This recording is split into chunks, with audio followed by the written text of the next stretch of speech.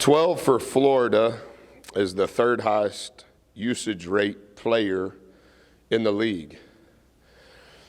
Usage rate applies to any player, but for his usage rate to be as high as a five-man is incredible. Everything runs through 12. Ball screens, reversals, post touches, high-lows, very efficient, very, very talented player. And then on the back side of that, and some of it is a derivative of how you defend 12, they're shooting 27 threes a game. And so in accordance with how you defend 12, a byproduct of that, they're going to have 4 players on the floor around 12 that can shoot and make threes. He's only played in 7 of their 12 games. They're a different team when he plays, obviously, because he's so effective. But we'll have to work really hard at trying to do the best we can with 12 and then be in a position to contest their threes. And that obviously is on polar opposites of the spectrum, but that'll be what we have to do in order to have a chance. Well, how do you feel about the way in the last few games that y'all done as far as defending the threes? So prior to LSU, we had moved into last place on three-point field goal percentage defense. The contests, Olin, as you know, are not necessarily just because we're in position to contest. Sometimes it's happening because we're in rotation. We did a lot better job at Auburn. They were 3 of 25 from 3. Our contests were much better on time. But a lot of the late contests come when you're on the help side trying to defend the ball, and now you have to get out to the weak side to contest the shot. Part of the reason we were better on the contest against Auburn was we were able to stay in front of the ball. And so you have to be able to guard the ball in order to contest shots on the weak side. We were better at that against Auburn than we were against LSU. Defensively, what does Florida do that's going to cause you guys some problems that you need to look out for? Yeah, 12 has similar impact to the game as 13 at Auburn. His size, his agility, his athleticism, plays with a very high IQ. Their perimeter players, really good size, very physical in how they defend, but they have protection at the rim with 12. And so can we, from an offensive standpoint, can we get them in rotation in the same way I'm assuming that they want to try to get us in rotation? And so from an offensive standpoint, that's what we need to be able to do. You talked last time about the fight you guys showed, especially in the second half against Auburn. Are you encouraged where your team is at right now heading into tomorrow? Yeah, I wish we would have won some of the games over the last 4 weeks, obviously. The togetherness of our group has been remarkable. I think they felt as though they played from start to finish with better energy. Numerically, in the first half, both games last week, we were poor. In the second half, we were tremendous. We need to be able to score. We need to be able to defensive rebound. And we need to play without live ball turnovers as best we can for all 40 minutes. And at times, we do it. We just need to do it for longer stretches in those 3 categories, because those are the categories that are hurting us. What challenges, you talked a little bit about it, but seeing what Kessler was able to do at Auburn, and you mentioned what Castle can do inside, what's going to be, what kind of lessons can you learn from that Auburn game to maybe negate some of that in this time? Yeah, I mentioned that I think to Olin the other day before we left for Auburn, 13 can get a triple-double with the third category being blocks, and now 12 from Florida can do the exact same thing.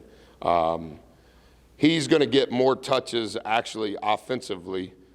In the 7 games he played, he's averaging 21 touches. Not all of them are necessarily at the rim to score. Some of them are ball reversals leading to ball screens. 21 touches for a 5-man is a lot. And so how can we be effective regardless of where he's at on the floor? He's a little bit of a different offensive type player than 13 was. Defensively, I would say very similar. Really good hands, really good feet, really good timing at the rim, but a little different, I think, offensively. Statistically, they're not a dominant rebounding team. I hope that stays true against the Aggies. I was going to say, does that You know, that's make you believe y'all match up well with you and I have talked about it a lot. At Auburn, we had 18 offensive rebounds, and they had 18. Percentage-wise, we offensive rebounded better than they did. The thing that hurts us is defensive rebounding. Our offensive rebounding is actually helping our offense. The thing that's hurting our defense is not finishing possessions with the rebound. We're third, I think, in offensive rebounding percentage in the SEC, but we're last in defensive rebounding percentage.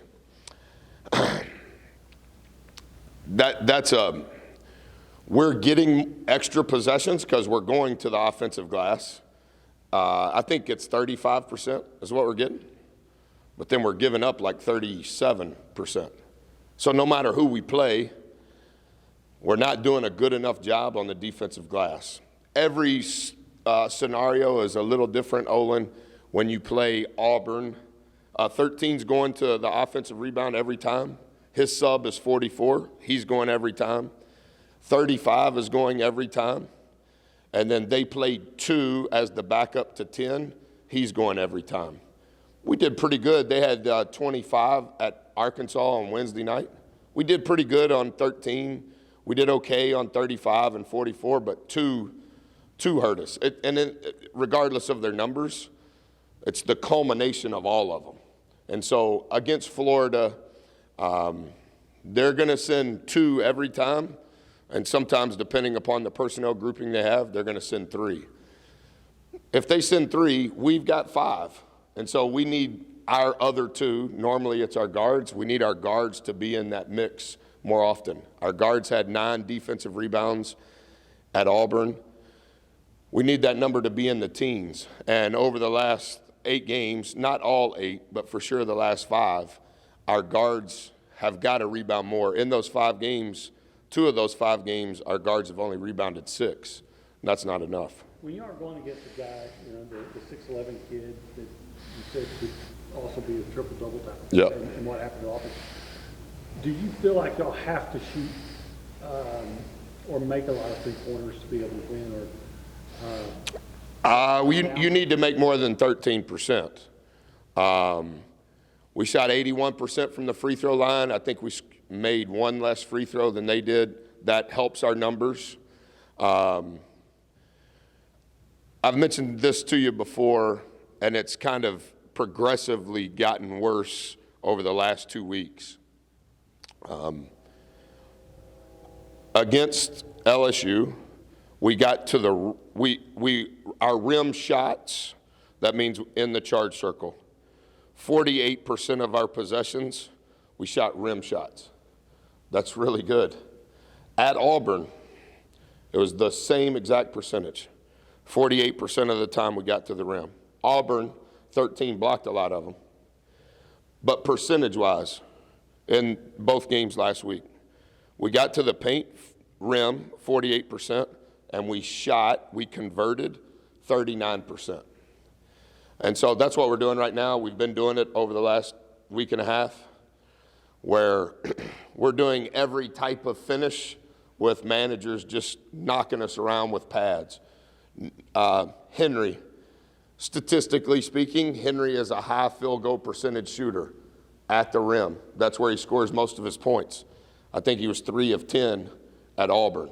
Some of that is the blocks by 13, but our team at the rim, no matter their name, you need to make more than we've made the last 2.5, 3 games.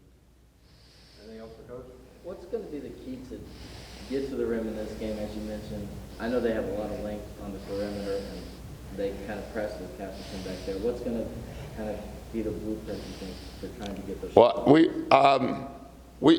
I don't mean this arrogantly at all. Obviously, we've lost 8 games in a row. Our issue has not been us getting to the rim. It's sometimes our decisions at the rim, and then it's our ability to finish at the rim. If you're going to make 18 free throws, I think we shot 23, 25 maybe. That's good. That means the defense is in rotation, they're fouling, you're getting to the rim. It's just the decisions at the rim. And that's not Florida, that's not Auburn, that's Texas A&M. We're getting there. When we get there, we have to finish at a higher clip, and/or we have to make better decisions once we get there. You don't want it to lead to a turnover. You don't want it to lead to a block shot. Hopefully it's a made layup. But if it's not a made layup, they're obviously in rotation because you got to the rim. So somebody else is open in your movement relative to the penetration. And on that kick, make that shot or reverse it and drive it again. Anything else? Thanks, Coach. Thank you, guys.